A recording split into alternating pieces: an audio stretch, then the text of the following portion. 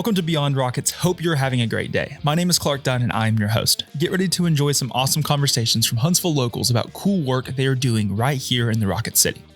You can connect with us on social media at Beyond Rockets, and if you're interested in doing a podcast yourself, I'd love to hear from you. You can visit my website, beyondrockets.com today, or connect with me on LinkedIn at Clark Dunn. Sit back and enjoy this episode of Beyond Rockets. Well, welcome to the podcast. Thank you so much for having me. Yeah, I'm looking forward to having this conversation. Would you like to introduce yourself and we'll kind of get started? Yes. My name is Vania, and I'm the owner and creator of ShopMOSS, a jewelry and apparel boutique in the Village of Providence in Huntsville. Awesome. And I saw that y'all just celebrated 6 months. Yes. Which is exciting, which is super exciting. Congratulations. It feels like a whirlwind. Thank you so much. So kind of take us back before all of this. Give us a little bit of your background. I know that you moved here to America when you were 12. Talk a little bit about your journey to kind of end up here in Huntsville. Yes, straight from Rome to Huntsville. Super huge culture shock. But Huntsville 20 years ago was what it was, right? But I found it so exciting as like a budding teenager to move to America. And, I've always kept Italy in my heart, though. So in fact, you will see it throughout the brand in every single facet. Yeah. And so, you came straight from Rome to Huntsville. Yes. How did Huntsville become the landing spot for where you would, now plant your roots, have a business, have a family here and everything? Yes. It was through my dad's job initially. And then my sister ended up getting married here and I got married here, went to college. It just all evolved. We were only supposed to be here 4 years in the States. Wow. And now, it's over 20 years later, still here. That's awesome. And so I saw that right after kind of getting out of college, you kind of jumped straight into kind of a small entrepreneurial business yourself. Yes. Talk a little bit about that first endeavor, that first job and career you had post-college. Yes, right away. So graphic design is what I graduated with. So always in the arts, that was always my lane. I knew that from an early age. But I just chose to go into photography right after college. And I did some internships and I quickly understood I was one of those people that could not work for somebody else. So definitely started working for myself right away, right out of college with photography. I did that for a good 10 years. And we traveled. I had a business partner at the time. We traveled the world with photography. It was an incredible career for our 20s. And then once I started having children, I knew I needed to restructure how I did things because we traveled a lot. So I didn't want to travel as much. And so I've always been one of those people that has a lot of creative ideas and visual ideas. And so I visualized this earring collection. And that's kind of how I started ShopMOSS. So I sculpted blooms from clay and transformed them into one-of-a-kind statement earrings. And then it just caught on Instagram. And that's awesome. Became a whole thing. Yeah. And so when did you I saw on your website, it kind of gives us the story of all of this that we're kind of talking about. We talked about kind of you getting back into the creative arts and kind of the reading and the sculpting and all of that. Around what year did you make your first pair of earrings? So 2018 is when I really just picked up the clay, and it was one of those super random days where you're just shopping around and you're like, should I do this? Should I not? There was no thought behind it at all. I could have not picked it up just as equal. And you never did clay anything prior to that? Not like that at all. My great aunt in Italy did teach me how to sculpt little things when I was a child. So I feel like that was locked into my subconscious, like how to sculpt little blooms and things like that. But it was just like an idea that I felt compelled to bring to life. And, I had sketched this whole collection of specific earrings I wanted to create, and it all just started coming together. It was kind of wild. Yeah. And so in 2018, you kind of begin the sculpting. Mm-hmm. Obviously, we're 6 months post opening up the store. Talk us a little bit about, when, there's one thing of having this passion and having this hobby to do. There's another idea, another level to it when you actually open your own business and have a storefront. Talk about that journey from, maybe when you first had this idea of opening up a storefront and then the journey from having the idea to physically opening the doors. Yes. It was pretty gradual and organic in a way. When I look back at it, 6 years I was online. It was all about the statement earrings. It was all about the clay blooms. And then I started doing pop-ups around town, in Huntsville and also Nashville and beyond. So a lot of markets and different events and private events that I would do pop-ups at. And so I really saw this need for this personal in-person interaction. The pop-ups kind of are the reason we ended up opening a brick and mortar physical location. You were doing that as was that your only sort of job at the time, was doing these, like doing the pop-ups, going to events, selling jewelry? Yes. Did you already have an online store at that time too? Yes. So 6 years, ShopMOSS has been around 8 years. Okay. And I was online for most of it. And then the last, I would say 3-4 years of that has been in person and online. Okay. And so, I mean, your following on Instagram is huge. First off, I did not realize it was that big, because I mean, I think a lot of people maybe seeing it for the first time and going to it up in Providence would have been like, oh, you're celebrating 6 months. It's probably a new business, a new thing. You go to social media and you have 20,000+ followers. Yeah. How was that transition? Because there's one thing to to have this online sell, to have this online presence that people know about your stuff, that they're passionate about it, they buy it.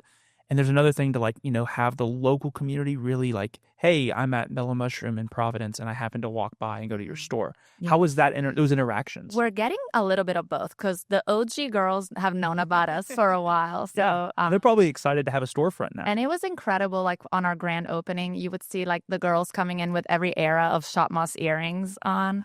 It was just such a I don't know, full circle moment in that moment. And so so the girls that know, but then we also have the walker-bys that are just finding out about us and hopefully are falling in love with us really quick. So yeah. And so how long was that journey from, hey, we found this space in Providence, to let's opening up the doors? And did you look at other locations, or did you kind of think of, the business that you have, the clientele you have, Providence was a perfect fit? Yeah, knowing Huntsville really well, because we've been here 20 years, and we just organically hung around Providence. We live very, very close by.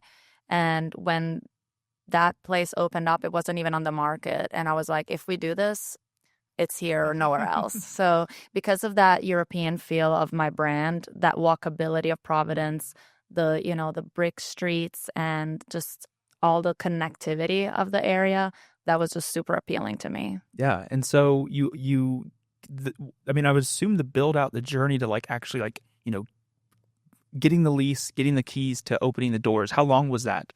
It was a good 7 months. Okay. So from signing the lease to opening doors was 7-8 months. Yeah. Wow. And so almost around this time last year, you physically were kind of working on the construction. Exactly. And then we had just begun pretty much. Wow. Yeah. Wow. And it feels like 5 years already. I mean, it's just incredible to see that journey. As you opened the doors and you started kind of interacting with the community, interacting with the local Huntsville on a different level. You already had, very different. You already had clients, you already had people that knew, the OGs knew of your stuff. But there's a whole different audience that, like I said, the passerbyers that just have no idea that you existed, and now you're here. What was sort of that, maybe some of the lessons or things that you learned pretty quickly about having a brick and mortar store and kind of how you present your product to the public? That's a really great question, and something that probably I hadn't had the full picture of before just going into it. But just that constant social interaction, and just it requires a lot of mental capacity there. And it's a good thing I'm an extrovert, because I'm constantly talking to people, and the charms, what we do specifically, they really bring out people's self-expression. And so we get to hear very personal stories, and it just never gets old. It's every day is as fun as you would think. Yeah. And so if someone's listening and they haven't been, what's sort of the shopping experience of getting a charm, getting earrings? How do they, show their creativity, their passions through the product, and kind of what could they experience? Yeah. So the charm bar is the heart of the store for us, and you can make your own custom necklace, bracelet, and earrings. You can go minimalist, maximalist, whatever your style is. And so it really translates well across all ages and stages of life, because you really are building it from scratch. And of course, we are there to guide you. That's our favorite part, is to see what, vibes with you and really bring it into an artistic finished piece, kind of showing you the balance and symmetry of it all. But it really is about self-expression. I say it a lot, but you're supposed to go in there and really not think too much about the finished piece and just grab the things that make you happy. And so it connects you to, things that used to bring you joy as a child almost. There's like a very much childlike fantasy to it, and we love that because this world can get so monotonous and hard. So it's definitely a little escape for girls and women. And so, I mean, within a few months of opening, you got to experience your first holiday season. Yeah. Which is a very, it's one of those things that, the people we've had on the podcast that have brick and mortar retail stores like yourself, it's a very scary moment sometimes to get into that first holiday season. You don't know what to expect. It's a huge shopping season. What was that kind of, post Thanksgiving December timeframe look like for ShopMOSS? I'll be honest, like since we opened doors, it has felt like it's one big holiday season. Yes, it really has, which I don't take for granted at all. It's humbling, really, how we've been welcomed so warmly into the community. And I think it's also because of those, girls and women that have been following us for a while. Like they have spread the word for us, and they just organically talk about our product and the quality of it and how it makes them feel. So it has felt busy since we've opened, and it's incredible. I keep saying I'm learning a lot with as far as actually like shopping trend patterns. From going online to in person. I do feel like in person there's a lot more last minute shopping than I was thinking. So Christmas, the very like right up to Christmas, it was busy, which I thought, most people have already shopped by then. Yeah, I already have all my gifts. Everyone else does too. And instead you're like seeing this influx of people that are coming in, 3, 4, 5 days before Christmas, yes, exactly. Shopping, getting gift cards, getting, whatever else it might be. Same thing with Valentine's Day. We thought, everybody gets their present right, quite a bit before, but no, like the day of Valentine's, people are still grabbing gifts. So that last minute element has been new for me for sure. Yeah. And so kind of give us the comparisons of what maybe a day in the life looked like when you were only online. Like you were only online, you were only creating the product. Kind of what were you doing versus 6 months in with a brick and mortar? What does your day in the life look like? Completely different. I mean, it could not be more different. I would say if you're opening a brick and mortar, you have to embrace the fun chaos of it all. I think I thrive on being busy all the time and just keeping it that way, keeping that rhythm. But online, I would much more so make my own schedule and take on events, because it was all really about these monthly events, or we would probably do about 4 to 5 pop-ups a month. Wow. So that's very different than working every single day, retail hours with employees and all the things. Yeah, because having employees is a huge, it's a huge difference. You can't do this all on your own. No. And in 6 months, you've definitely realized that hey, it takes a tribe to really make 100%. This possible. Yeah. How much of your time is still creating product? Because that's the whole reason you started this, is to get your creativity and have an outlet for it. Now you have a brick and mortar, and so you're balancing being the boss, being the owner, being the hey, I got to clean this up, I got to do this, I got to do that. You're wearing many different hats. Yes. How much of your time do you try and allot to actually still creating? Every time pieces? I'm in the store, that's a great question. Every time I'm in the store, I'm one-on-one with the customer creating pieces. So I still get tons of that creative outlet. That's still my favorite part, is to create with them. It's no fun having to pay bills and do all that stuff. No, thankfully my husband does some of the boring stuff too. Yeah. So it's delegated. Yeah, 100%. And I think it's important, to have people in place that they strive in certain realms, and hiring people that are better at things than you are and things that you don't enjoy. 100%. Because at the end of the day, it is still this business is still your baby. You're still, yes, you brought in people to help make this possible, but the vision, the brand, and you don't want it to kind of strive away from it being the brand that you originally created. Yes. And I think now I've assumed so much more a role of giving people direction. It does feel like without my direction, things, would not get done. And be true to the brand. So, but, I don't think you can expand and grow without a team. So, it's non-compromisable for me. You have to have a good team, and you have to organically work well together. Otherwise, it's just not going to work, and there's no point to it all. Yeah. And so we're recording this end of February. This episode will be out. If you're listening to this, it's early March. Obviously, you're 6 months into the business. What does sort of the springtime look like, kind of the rest of the year? Is there events? Is there things that are going to be happening shortly after this podcast comes out that you would like to let people know about? Kind of give us a little like, hey, here's the future of ShopMOSS. Yes, absolutely. So we do have a lot of things in store that I can't quite say yet. I know I hate when people say that, but I'm so sorry. But we are working hard on expanding the brand to places that you know are unexpected. And with our designs, we want to definitely work on more proprietary things to us, just like the clay blooms once were for us. And we do have typically a couple of events a month in the shop where we always do fun things. So for Christmas, we had Pink Santa decked out in all pink.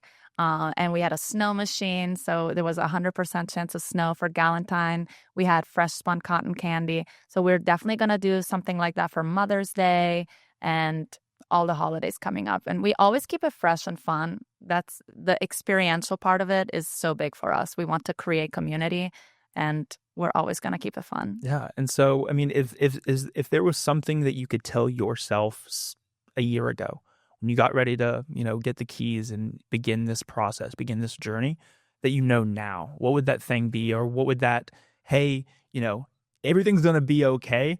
But what would you have told yourself, this time last year?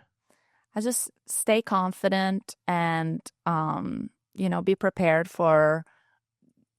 to honestly create so many new relationships. Was so unexpected for me. Like my girls that work with me, they're some of the best parts of my day, and inspiring my kids through some of the things I'm doing. Like all that is what I did not expect. So yeah, and Instagram, I would assume, is probably the best place for people to find out more information, events, stuff like that. We'll have links to the Instagram, social medias, the websites. All of the things will be in the episode notes. So if anyone wants to find out more information, I mean, obviously, go to the store, go to Providence, ShopMOSS. Just like it's the spot to be. I appreciate you being here. Yes, I mean, I'm experiencing a little taste of Italy. Yeah, Huntsville. I think it's incredible. I think we'll have to have you back on in a year or two just to talk a little bit about the business as it continues to grow and expand. I think the sky's the limit, and it's incredible what you've already been able to accomplish in such a short amount of time. Thank you so much. But I appreciate you being here. Thank you. Such an honor. Thank you. Thank you so much for listening to this episode of Beyond Rockets. Don't forget you can subscribe to the podcast wherever you listen and on YouTube at Beyond Rockets. Be sure to follow me on Instagram at Beyond Rockets to stay up to date with new episodes as they are released. Thank you so much for listening, and I hope you enjoyed.